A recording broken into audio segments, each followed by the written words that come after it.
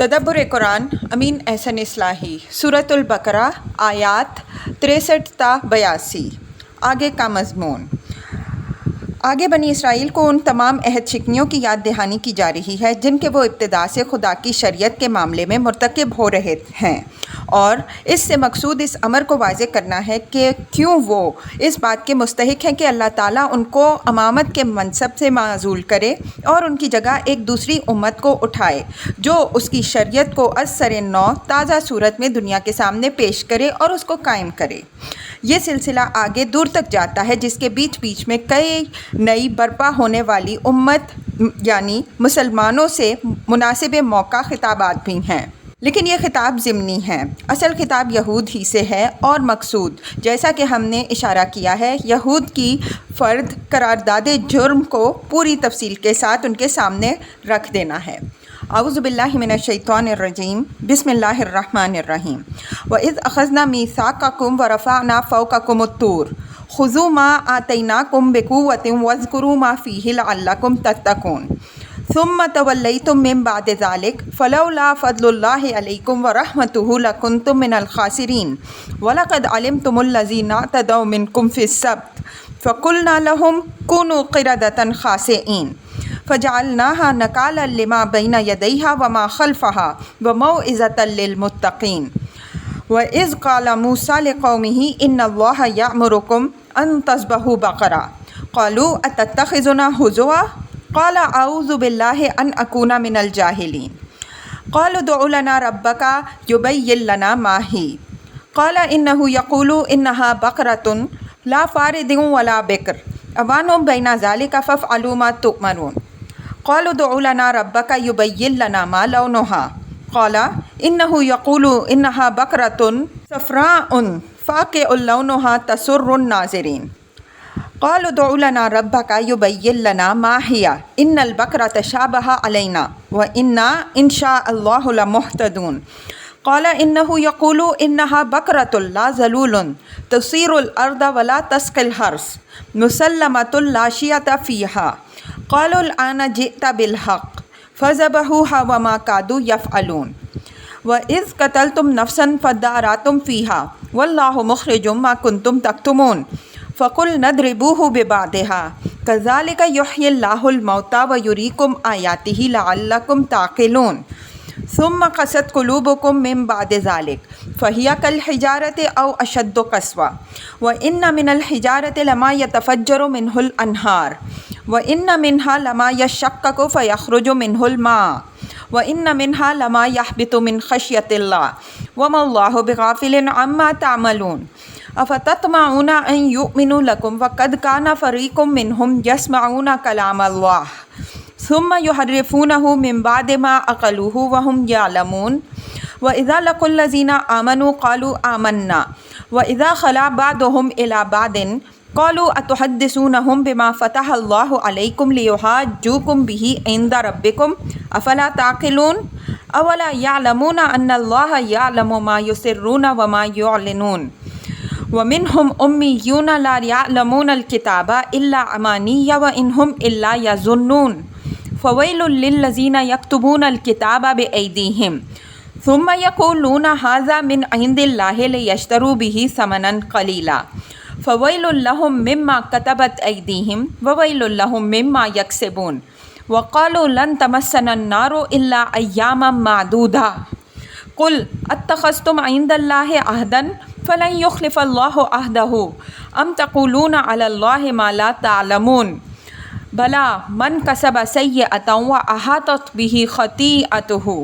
فَأُولَٰئِكَ أَصْحَابُ النَّارِ هُمْ فِيهَا خَالِدُونَ وَالَّذِينَ آمَنُوا وَعَمِلُوا الصَّالِحَاتِ أُولَٰئِكَ أَصْحَابُ الْجَنَّةِ هُمْ فِيهَا خَالِدُونَ۔ ترجمہ، اور یاد کرو جب کہ ہم نے تم سے تمہارے عہد لیا اور اٹھایا تمہارے اوپر طور کو، پکڑو اس چیز کو جو ہم نے تم کو دی ہے مضبوطی کے ساتھ، اور جو کچھ اس میں ہے اس کو یاد رکھو تاکہ تم خدا کے غضب سے محفوظ رہو۔ پھر تم نے اس سب کے بعد اعراض کیا، تو اگر تم پر اللہ کی عنایت اور اس کی رحمت نہ ہوتی تو تم نامرادوں میں سے ہو چکے ہوتے۔ اور ان لوگوں کا علم تو تمہیں ہے کہ جنہوں نے سب کے معاملے میں حدود الہی کی بے حرمتی کی، تو ہم نے ان کو دھتکارا کہ جاؤ ذلیل بندر بن جاؤ، تو ہم نے اس کو نمونہ عبرت بنا دیا ان لوگوں کے لیے جو اس کے آگے اور پیچھے تھے، اور اس کو خدا ترسوں کے لیے نصیحت بنایا۔ اور یاد کرو جب کہ موسیٰ علیہ السلام نے اپنی قوم سے کہا کہ اللہ تمہیں حکم دیتا ہے کہ ایک گائے کو ذبح کرو، تو وہ بولے کہ کیا تم ہمارا مذاق اڑا رہے ہو؟ اس نے کہا کہ میں اللہ کی پناہ مانگتا ہوں کہ میں جاہلوں میں سے بنوں۔ انہوں نے کہا اپنے رب سے دعا کرو کہ وہ واضح کرے کہ گائے کیسی ہو۔ اس نے کہا وہ فرماتا ہے کہ وہ گائے نہ بوڑھی ہو نہ بچیا، بیچ کی راس ہو،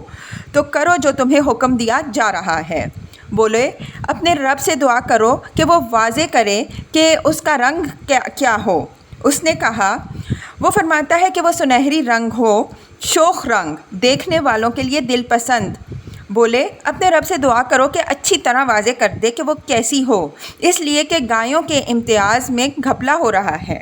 اور انشاءاللہ اب ہم پتہ لگا لیں گے۔ اس نے کہا وہ فرماتا ہے کہ وہ گائے کمیری، زمین کو جوتنے والی اور کھیتوں کو سیراب کرنے والی نہ ہو، بالکل یک رنگ ہو، اس میں کسی اور رنگ کی آمیزش نہ ہو۔ بولے اب تم نے واضح کیا۔ پھر انہوں نے ذبح کی اور وہ ذبح کرتے نظر نہ آتے تھے۔ اور یاد کرو جب کہ تم نے ایک نفس کو قتل کر دیا، پھر اس کے بارے میں ایک دوسرے پر الزام بازی کی، حالانکہ اللہ وہ سب کچھ ظاہر کرنے والا تھا جو تم چھپاتے رہے ہو۔ تو ہم نے کہا اس کو اس کے ایک جرم سے مارو۔ اس طرح اللہ مردوں کو زندہ کرے گا اور تم کو اپنی نشانیاں دکھاتا ہے تاکہ تم سمجھو۔ پھر اس سب کے بعد تمہارے دل سخت ہو گئے، پس وہ پتھر کی مانند ہو گئے یا اس سے بھی زیادہ سخت۔ پتھروں میں سے بعض ایسے ہوتے ہیں جن میں سے نہریں پھوٹ نکلتی ہیں، اور بعض پھٹ جاتے ہیں اور ان میں سے پانی جاری ہو جاتا ہے، اور ان میں سے بعض ایسے بھی ہوتے ہیں جو خوف خدا سے گر پڑتے ہیں، اور اللہ اس سے بے خبر نہیں جو تم کرتے رہے ہو۔ کیا تم لوگ یہ توقع رکھتے ہو کہ یہ لوگ تمہاری بات مان لیں گے، حالانکہ ان میں سے ایک گروہ اللہ کے کلام کو سنتا رہا ہے اور اس کو سمجھ چکنے کے بعد اس میں تحریف کرتا رہا ہے، اور وہ جانتے ہیں، اور جب مسلمانوں سے ملتے ہیں تو کہتے ہیں کہ ہم تو ایمان لائے ہوئے ہیں، اور جب آپس میں ایک دوسرے سے ملتے ہیں تو کہتے ہیں کہ کیا تم ان کو وہ باتیں بتاتے ہو جو اللہ نے تم پر کھولی ہیں کہ وہ تمہارے رب کے پاس تم سے حجت کریں؟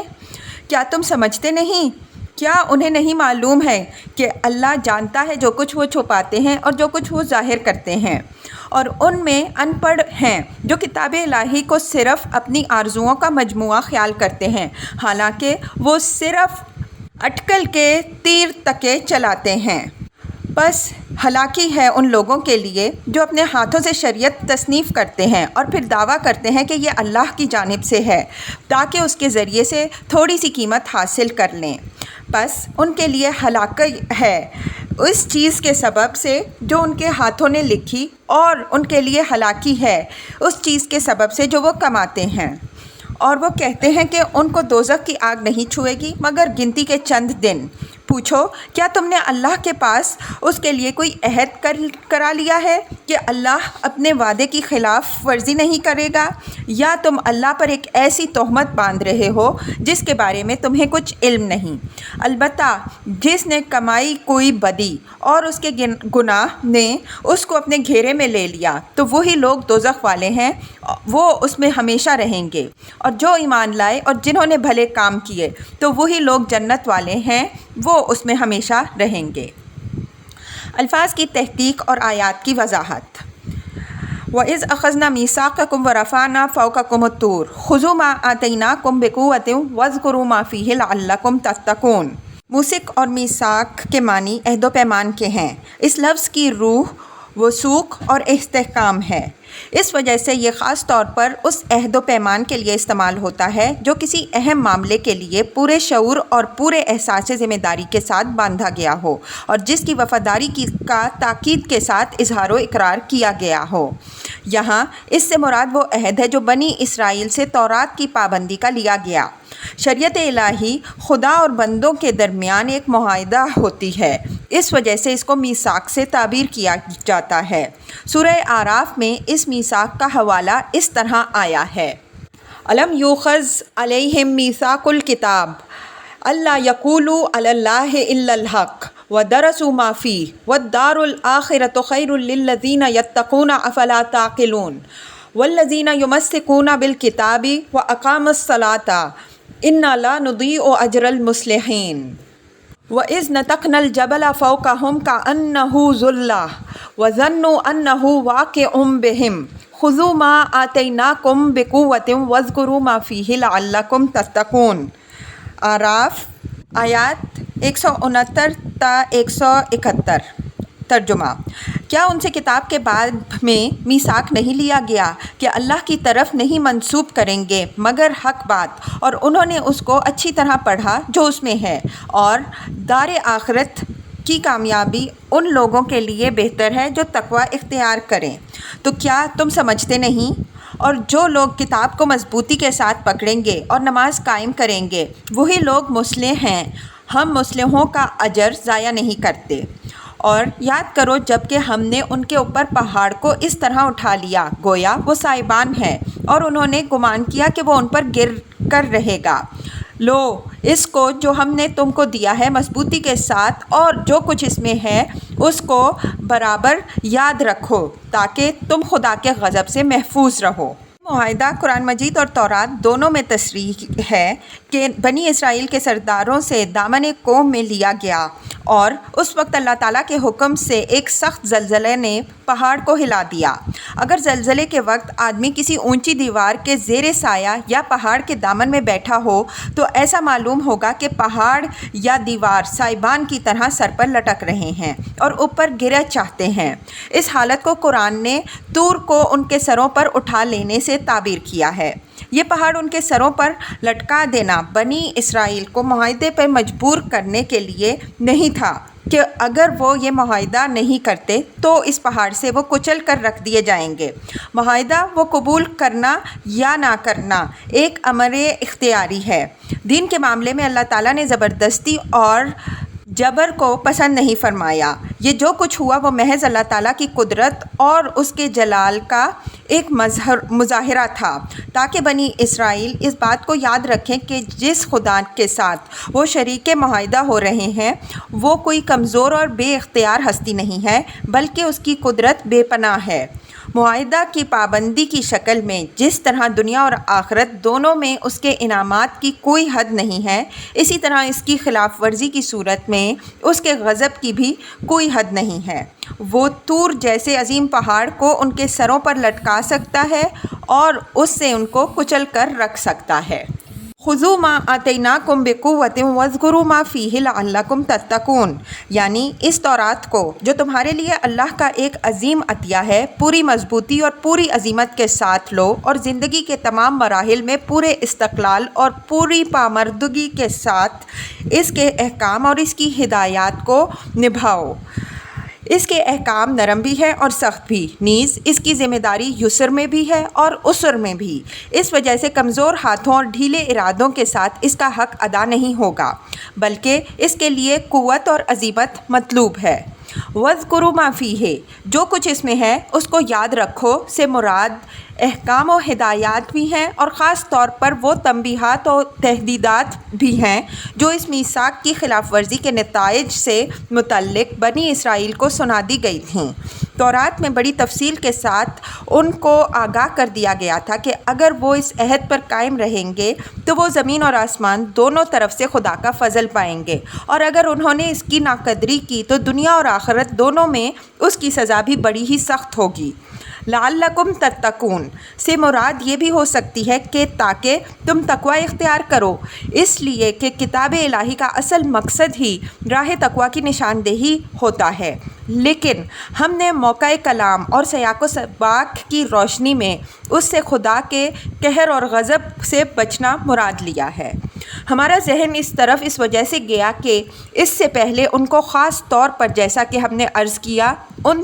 تنبیہات و تخدیرات کو یاد رکھنے کی نصیحت کی گئی ہے جو تورات میں میثاق الہی کی خلاف ورزی کے نتائج سے متعلق ان کو سنائی گئی تھیں، اور ان کے سنانے سے مقصود یہی تھا کہ وہ اپنی آئندہ زندگی میں خدا کے قہر و غضب سے محفوظ رہیں۔ ثم تولیتم من بعد ذلک، فلولا فضل اللہ علیکم ورحمتہ لکنتم من الخاسرین۔ پھر تم اس سب کے بعد پھر گئے۔ یہ خطاب ظاہر ہے کہ زمانہ نزول قرآن کے بنی اسرائیل سے ہے، حالانکہ یہ فعل اعراض ان کے پہلوں سے صادر ہوا تھا، اور یہ لوگ اس راہ میں موجد نہیں بلکہ اپنے اگلوں کے مقلد تھے۔ یہ طرز خطاب اس حقیقت کی طرف نہایت بلیغ اشارہ کر رہا ہے کہ اگر اخلاف گمراہی یا ہدایت کے معاملے میں ٹھیک ٹھیک اپنے اسلاف کے نقش قدم ہی پر چل رہے ہوں تو ان کی تاریخ اور ان کے اسلاف کی تاریخ گویا ایک ہی ہے۔ اسلاف کے افعال بے تکلف اخلاف کی طرف منسوب ہوں گے، اور اخلاف کی گمراہیوں کی تاریخ اسی وقت سے شروع ہوگی جب سے ان کے اسلاف نے اس برائی کی اپنے معاشرے میں طرح ڈالی۔ من بعد ذالک کا ترجمہ ہم نے اس سب کے بعد کیا ہے۔ اس کی وجہ یہ ہے کہ عربی زبان اور قرآن میں اس اسلوب کے استعمالات سے واضح ہوتا ہے کہ ذالک جب اس طرح استعمال ہوتا ہے تو اوپر بیان کی ہوئی پوری سرگزشت کی طرف ایک جامع اشارہ کر دیتا ہے، یعنی مطلب یہ ہے کہ تورات کی پابندی کا میثاق باندھ چکنے، خدا کا جلال دیکھ لینے اور تمام تنبیہات و تہدیدات سے اچھی طرح واقف ہو چکنے کے بعد تمہارے اسلاف نے اس عہد سے منہ موڑا اور تم نے اس معاملے میں ٹھیک ٹھیک انہی کی روش کی تقلید کی۔ فلولا فضل اللہ علیکم الی الآیہ میں اس بات کی طرف اشارہ ہے کہ تمہارے اعمال و افعال تو شروع ہی سے ایسے ہیں کہ اللہ تعالیٰ تمہیں دھتکار دیتا، لیکن یہ محض اس کا فضل اور اس کی رحمت ہے کہ اس نے ایسا نہیں کیا، بلکہ اس نے تمہیں آج تک مہلت دی ہے۔ اس کے اس فضل و رحمت کا حق یہ ہے کہ اس کے شکر گزار بنو اور اپنی اس روش کو درست کرو، لیکن تم الٹے اپنی اس روش پر فخر کر رہے ہو اور اس فخر میں مبتلا ہو کر اس آخری موقع کو بھی ضائع کرنا چاہتے ہو جس کے بعد تمہارے لیے اصلاح حال کا کوئی موقع بھی باقی نہیں رہے گا۔ وَلَقَدْ عَلِمْتُمُ الَّذِينَ اعْتَدَوْا مِنْكُمْ فِي السَّبْتِ فَقُلْنَا لَهُمْ كُونُوا قِرَدَةً خَاسِئِينَ۔ یہ اس نقص عہد کی ایک مثال ہے جس کا اجمالی ذکر اوپر والی آیت میں ہوا ہے۔ بنی اسرائیل کے لیے سبت ہفتہ کا دن عبادت کے لیے مخصوص کیا گیا تھا۔ اس دن ان کو کام کاج اور سیر و شکار وغیرہ کی ممانعت تھی، لیکن انہوں نے اپنے آپ کو شریعت الہی کی ان پابندیوں سے آزاد کرنے کے لیے بہت سے شرعی حیلے ایجاد کر لیے، یہاں تک کہ سیر و شکار وغیرہ کی بھی بہت سی راہیں کھول لیں۔ اس آیت میں ان کی اسی قسم کی حرکتوں کی طرف اشارہ ہے، اور چونکہ یہ باتیں ان کے درمیان شہرت رکھتی تھیں اس وجہ سے قرآن نے اس کی طرف ایک معلوم و معروف حقیقت کی طرح اشارہ کر دیا ہے۔ فَقُلْنَا لَهُمْ كُونُوا قِرَدَةً خَاسِئِينَ لعنت اور پھٹکار کا جملہ ہے، یعنی اللہ تعالیٰ نے اس جرم کی پاداش میں ان لوگوں پر لعنت فرمائی جن لوگوں نے اپنی خواہشات نفس کی پیروی میں سبت کی حرمت برباد کی۔ اہل تاویل کے درمیان اس امر میں اختلاف ہوا ہے کہ اس لعنت کے نتیجے میں ان کا ظاہر بھی بندروں کے مشابہ ہو گیا تھا یا یہ مسخ صرف عقلی اور روحانی مسخ تھا، لیکن ہمارے نزدیک یہ اختلاف کچھ زیادہ اہمیت رکھنے والا اختلاف نہیں ہے۔ انسان اور بندر کے درمیان شکل و صورت کا فرق بہت زیادہ نہیں ہے، اصلی فرق جو ہے وہ عقل اور ارادے کا ہے۔ انسان کی اصلی خصوصیت یہ ہے کہ وہ اپنے نفس کی کوئی خواہش پوری کرتے وقت پہلے یہ دیکھتا ہے کہ اس خواہش کو پورا کرنا جائز بھی ہے یا نہیں، اور اگر جائز ہے تو اس کے لیے کیا شرعی اور اخلاقی حدود و قیود ہیں۔ برعکس اس کے بندر کی کسی خواہش اور اس کے فعل کے درمیان اخلاقی حدود و قیود کی کوئی رکاوٹ نہیں ہوتی۔ جس چیز کو اس کا نفس چاہ بیٹھتا ہے اس کو وہ فوراً کر گزرتا ہے۔ اگر یہی حالت اپنی خواہشات نفس کی پیروی میں کسی انسان یا کسی انسانی گروہ کی ہو جائے تو اس کے درمیان اور بندر کے درمیان کوئی معنوی فرق نہیں رہ جاتا، صرف ایک ظاہری فرق تھوڑا سا رہ جاتا ہے جو صرف اس وقت تک قائم رہتا ہے جب تک عقلی اور اخلاقی زوال اپنی آخری حد کو نہیں پہنچ جاتا۔ جب یہ زوال آخری حد کو پہنچ جاتا ہے تو یہ تھوڑا سا ظاہری فرق بھی بالآخر مٹ ہی کے رہتا ہے۔ فَجَعَلْنَاهَا نَكَالًا لِمَا بَيْنَ يَدَيْهَا وَمَا خَلْفَهَا وَمَوْعِظَةً لِلْمُتَّقِينَ۔ نکال کے معنی نمونہ عبرت کے ہیں، یہاں اشارہ اس بستی کی طرف ہے جس بستی کے لوگوں نے سب کی حرمت برباد کرنے کے لیے وہ ناروا جسارتیں کی تھیں، جن کی طرف اوپر کی آیت میں اشارہ کیا گیا ہے۔ بستیوں اور مقامات کے لیے قرآن مجید میں اس طرح ایک سے زیادہ مقامات میں ضمیریں استعمال ہوئی ہیں۔ مقصود یہ ہے کہ اللہ تعالیٰ کی اس لعنت کے نتیجے میں یہ بستی اپنے آگے پیچھے اور گرد و پیش کی بستیوں کے لیے نمونہ عبرت بنا دی گئی، جس کو دیکھ کر عقل اور خوف خدا رکھنے والے نصیحت حاصل کر سکتے تھے۔ قرآن سے معلوم ہوتا ہے کہ یہ بستی سمندر کے کنارے تھی۔ اس سے قیاس ہوتا ہے کہ اس بستی کے لوگ تجارت اور تمدن میں بہت ترقی کر چکے تھے، لیکن اس لعنت کی پاداش میں ان کے اوپر ایسا زوال آیا کہ ان کا ظاہر اور باطن سب کچھ مسخ ہو کر رہ گیا، اور وہ گرد و پیش کی بستیوں اور آنے والی نسلوں کے لیے ایک داستان عبرت بن کر رہ گئے۔ وَإِذْ قَالَ مُوسَىٰ لِقَوْمِهِ إِنَّ اللَّهَ يَأْمُرُكُمْ أَن تَذْبَحُوا بَقَرَةً قَالُوا أَتَتَّخِذُنَا هُزُوًا قَالَ أَعُوذُ بِاللَّهِ أَنْ أَكُونَ مِنَ الْجَاهِلِينَ۔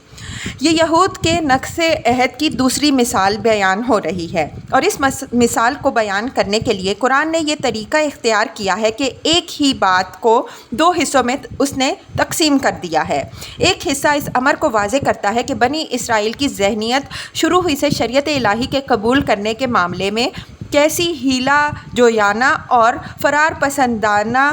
رہی ہے، اور اس کے دوسرے حصے سے یہ حقیقت واضح ہوتی ہے کہ ہزار ہیلا و حجت کے بعد جب وہ کسی بات کو قبول بھی کر لیتے ہیں تو اس کی تعمیل بھی صحیح طریقے پر نہیں کرتے، بلکہ اس حکم سے گریز کی راہیں تلاش کرتے تھے۔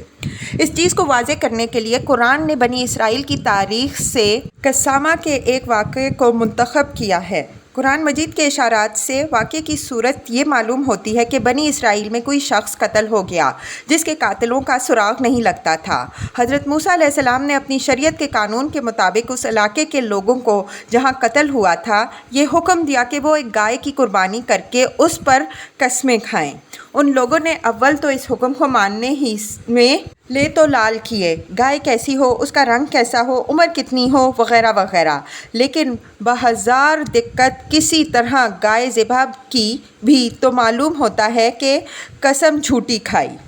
یہ بات کہ شریعت موسوی میں قسامہ کا طریقہ موجود تھا کتاب استثناء کی مندرجہ ذیل آیتوں سے ثابت ہے۔ اگر اس ملک میں جسے خداوند تیرا خدا تجھ کو قبضہ کرنے کو دیتا ہے کسی مقتول کی لاش میدان میں پڑی ہوئی ملے اور یہ معلوم نہ ہو کہ اس کا قاتل کون ہے، تو تیرے بزرگ اور قاضی نکل کر اس مقتول کے گردا گرد کے شہروں کے فاصلے کو ناپیں، اور جو شہر اس مقتول کے سب سے نزدیک ہو اس شہر کے بزرگ ایک بچھیا لیں جس سے کبھی کوئی کام نہ لیا گیا ہو اور نہ وہ جوتے میں جوتی گئی ہو، اور اس شہر کے بزرگ اس بچھیا کو بہتے پانی کی وادی میں جس میں نہ ہل چلا ہو اور نہ کچھ بویا گیا ہو لے جائیں اور وہاں اس وادی میں اس بچھیا کی گردن توڑ دیں۔ تب نبی لاوی جو کاہن ہیں نزدیک آئیں، کیونکہ خداوند تیرے خدا نے ان کو چن لیا ہے کہ خداوند کی خدمت کریں اور اس کے نام سے برکت دیا کریں، اور انہی کے کہنے کے مطابق ہر جھگڑے اور مار پیٹ کے مقدمے کا فیصلہ ہوا کرے۔ پھر اس شہر کے سب بزرگ جو اس مقتول کے سب سے نزدیک رہنے والے ہوں اس بچھیا کے اوپر جس کی گردن اس وادی میں توڑی گئی ہے اپنے اپنے ہاتھ دھوئیں اور یوں کہیں کہ ہمارے ہاتھ سے یہ خون نہیں ہوا اور نہ یہ ہماری آنکھوں کا دیکھا ہوا ہے۔ استثناء باب 21 آیات 1 تا 8۔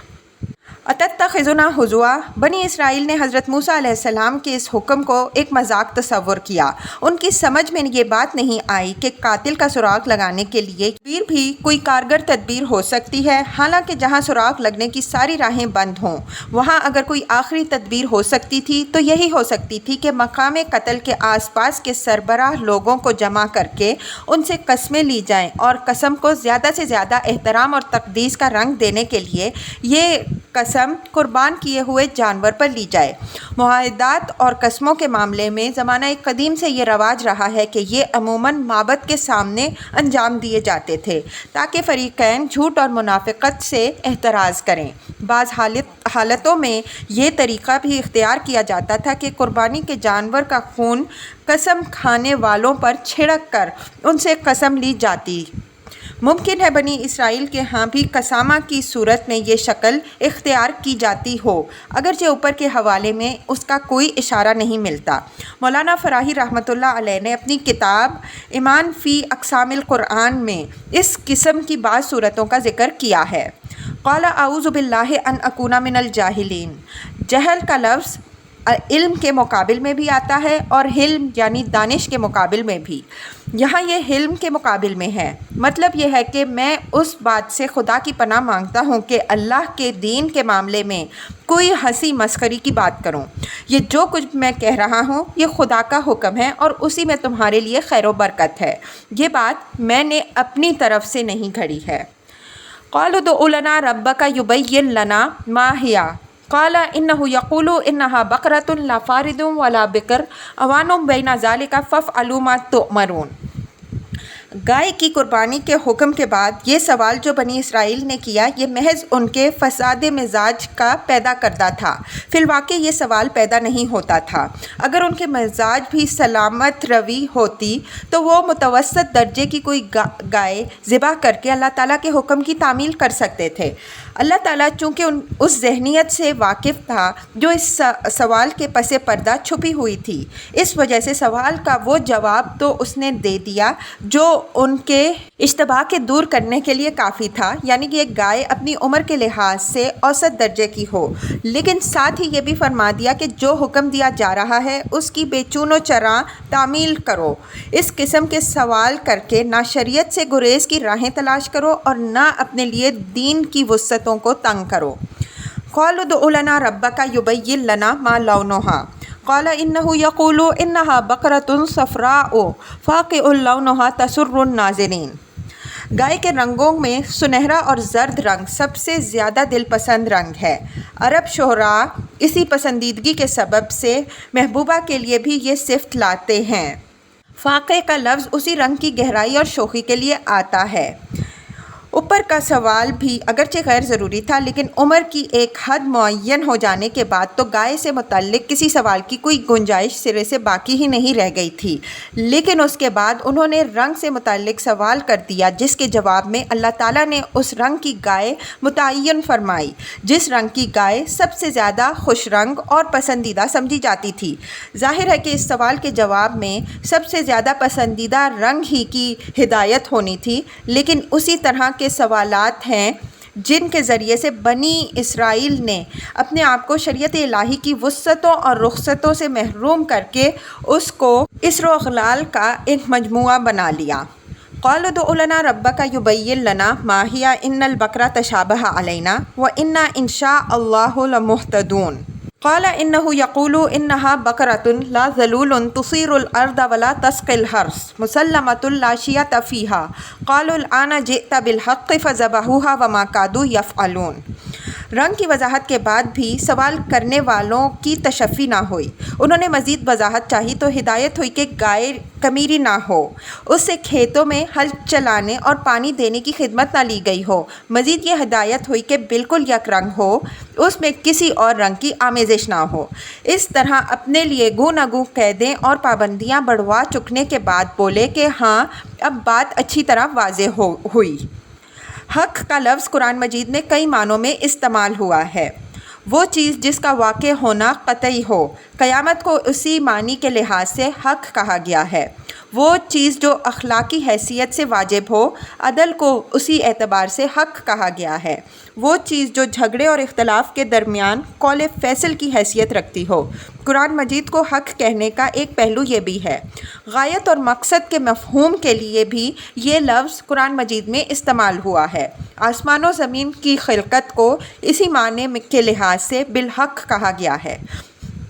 جو چیز اپنے ظہور کے لحاظ سے بالکل واضح اور بین ہو اس کو بھی حق کہتے ہیں۔ آیت زیر بحث میں حق کا لفظ اسی آخری معنی میں استعمال ہوا ہے۔ اس آخری سوال کے ساتھ ان کی زبان سے وَإِنَّا إِن شَاءَ اللَّهُ لَمُهْتَدُونَ اور اب ہم انشاءاللہ پتہ لگا لیں گے کہ الفاظ نکلے۔ یہ الفاظ ان کے باطن پر عکس ڈالتے ہیں۔ اس سے معلوم ہوتا ہے کہ پے در پے سوالات کے بعد خود ان پر بھی اپنے سوالات کی نامعقولیت واضح ہو چکی تھی، چنانچہ ان کے اسی احساس کی شاید یہ برکت تھی کہ ان کی زبان سے یہ کلمہ نکلا اور اس کلمے کی برکت سے انہیں اس حکم کی تعمیل کی توفیق نصیب ہوئی،